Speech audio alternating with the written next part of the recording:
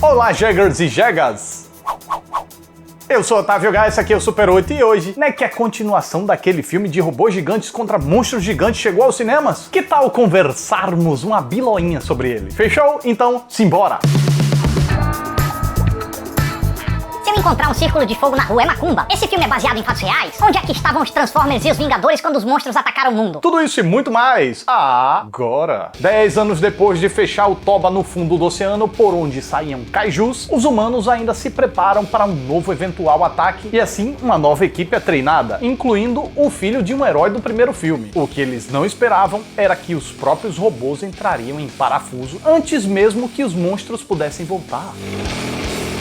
É sempre importante a gente avaliar um filme pelo que ele é e pelo que ele se propõe a ser. E a franquia Círculo de Fogo não tenta ir muito além de um filme de ação desenfreado e é bem convicto de suas tolices, absurdos e mentiradas. Nessa sequência mesmo, uma guria consegue montar sozinha um robô bem complexo com sucata de outros robôs. Mas gente, essa parte da lógica cabe à nossa suspensão da descrença perdoar. Mas os problemas narrativos e estruturais já não são tão facilmente perdoáveis. Círculo de Fogo, A Revolta é aquela mesma bobeira inverossímil e divertida do primeiro filme, só que mais bobeira, mais inverossímil e talvez menos divertido, porque sofre de uma das síndromes de continuações de blockbuster, a perda da essência. Explicando, quando o cineasta do original é mais autoral, como o Guillermo del Toro, e por alguma razão não volta para dirigir uma continuação, o estúdio tende a convidar um diretor com menos currículo para tocar o bonde e que, por não ter tanto nome, fica mais suscetível ao cabresto dos produtores. E algo bem comum de acontecer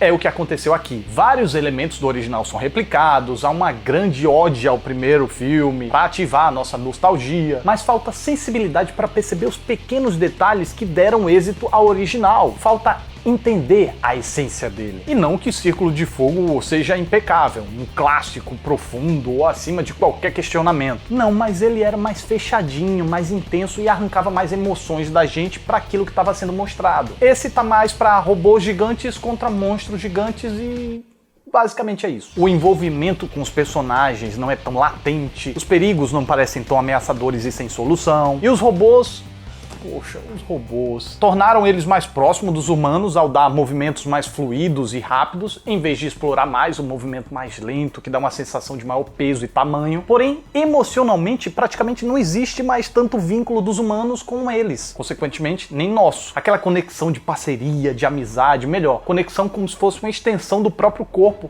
Não existe mais. A gente não sente o peso dramático quando o robô é derrotado ou ferido. Principalmente porque, além de poderem ser consertados, aqui no filme eles conseguem fazer isso no estalar de dedos. E tudo isso, obviamente, diminui a nossa identificação com aquele troço lutando. Só um troço vazio dando porrada em bicho gigante. Mesmo que a gente saiba que tem gente lá dentro, a gente não correlaciona. E o filme tá cheio de resoluções simplistas e pouco inspiradas assim. Os robôs estão com defeito, não tem problema, a gente dá um jeito. Ah, não temos propulsores, não tem problema, a gente dá um jeito. E essa falta de inspiração do roteiro vai além. Ele ainda utiliza artifícios pobres para referenciar ou relembrar detalhes daquele universo através de uma fangirl encantada com o que tá vendo ou vivendo e passa a descrever tudo em cena, quando na verdade é só uma tentativa do roteiro de mascarar sua expositividade, ou seja, é o roteiro tentando esconder que tá chamando o espectador de burro ao empurrar informações tintim por tintim e bem mastigadinhas. E mesmo que fosse importante relembrar algumas informações, afinal a gente não é obrigado a lembrar de tudo. Há formas mais elegantes e inteligentes de se fazer. Outro problema do roteiro é não saber o que fazer com tantos personagens que introduz além das convenções mais previsíveis do gênero. Mal as pessoas são apresentadas, a gente já sabe como cada uma vai ser usada pelo roteiro, qual o destino que cada uma vai ter e em que momento isso vai acontecer. O pouco de desenvolvimento que as subtramas recebem serve apenas para levá-las ao lugar comum.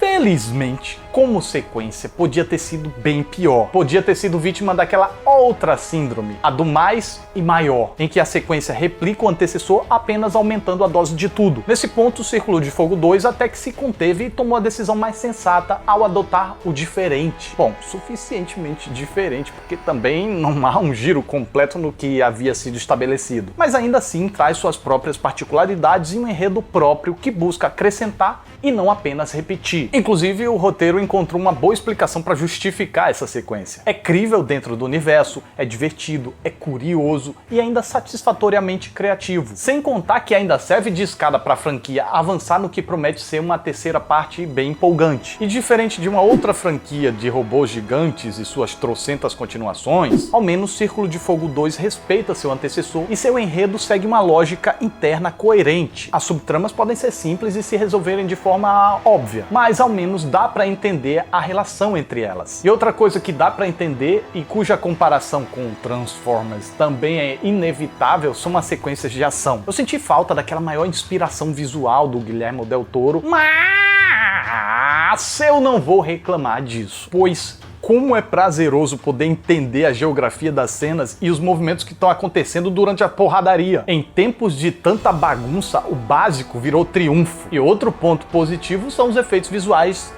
de primeira. E se lá em Transformers é um caos visual tão grande que a gente nem consegue apreciar os efeitos, aqui dá pra contemplar tudo e não tem nenhum que me fez torcer o nariz. O visual dos cajus, dos Jaegers e das destruições continuam inspiradíssimos. Meu problema com as destruições nem são visuais, são mais conceituais mesmo. Tanto que dá pra acompanhar a situação macro, os prédios indo à lona, e também de forma micro, as pessoas lá fugindo e correndo do tebefe, no que o filme inclusive aproveita pra fazer aquela obrigatória referência a Godzilla com japoneses correndo em meio ao caos. O problema é que o filme desperdiça mais essa oportunidade para se tornar algo mais cerebral, abordando talvez uma repercussão global ou geopolítica. Mas como eu disse, o filme está muito satisfeito em si ao não tentar ser profundo. E sabe o que é igualmente superficial? As performances de todo o elenco. Falta aquele senso de urgência, aquele nervo à flor da pele, aquele sangue nos olhos do primeiro filme. Aqui tá tudo muito suave, as rixas estão em tom de brincadeira, e talvez pela necessidade de buscar identificação e conquistar novos públicos, foi tudo adolescentizado. Literalmente. Até os desentendimentos do primeiro filme agora são protagonizados por adolescentes. A rapaziada manda bem, a guria lá do robozinho transmite uma verdade muito bacana,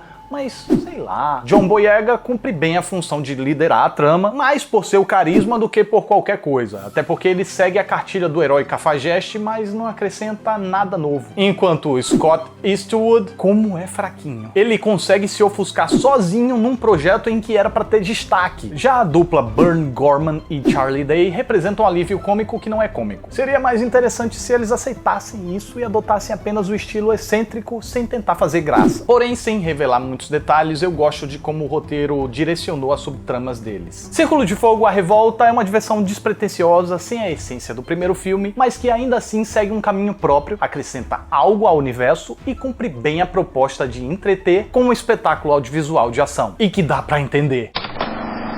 E esta é a minha reação ao filme.